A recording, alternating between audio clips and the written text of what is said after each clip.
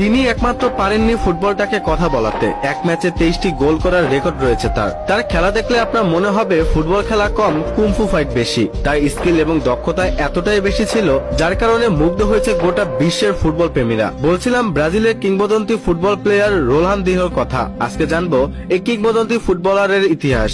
Ronaldinho নামটি শোনেননি এমন ফুটবল প্রেমী খুঁজে পাওয়া দুষ্কর। সর্বকালের সেরা ড্রিবলার, অন্যতম সেরা এই ফুটবলার তার ক্যারিয়ারে প্রায় সবকিছুই জিতেছেন, কিন্তু জিততে পারতেন আরো অনেক কিছু। হতে পারতেন ইতিহাসের সেরাদের সেরা।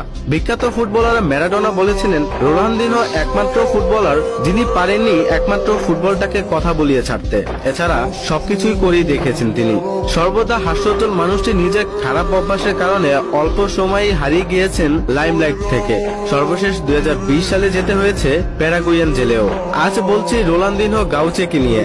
রোনালদিনহো 1980 সালের 21শে মার্চ ব্রাজিলের পোর্তে আলগোরে নামক শহরে জন্মগ্রহণ করেন। ছোটবেলা থেকেই তিনি বিচ ফুটবলার আর অ্যারিনা সকারের প্রতি আকৃষ্ট হয়ে পড়েন। এখান থেকে তার ফুটবলের প্রতি প্রেম শুরু বলা হয়। ফুটবল ক্যারিয়ারে খেলেছেন অ্যাটাকিং মিডফিল্ডার ও ফরওয়ার্ড হিসাবে। রোনালদিনহো প্রথম মিডিয়ার নজরে আসেন 13 বছর বয়সে, যখন তিনি এক লোকাল টিমের সাথে একাই 23টি গোল স্কোর করেন। তিনি তার ইউথ ক্যারিয়ার কাটান গ্রেমিও নামক ক্লাবের সাথে, আর 1998 সালে তার প্রফেশনাল ফুটবল ক্যারিয়ার শুরু করেন। 1997 সালে ফিফা অনূর্ধ্ব-17 বিশ্বকাপ এবং সাউথ আমেরিকান অনূর্ধ্ব-17 চ্যাম্পিয়নশিপ বিজয় দলীয় অন্যতম সদস্য ছিলেন তিনি, এবং এর মাধ্যমে বিশ্বকে জানিয়ে দেন তার আগমন বার্তা।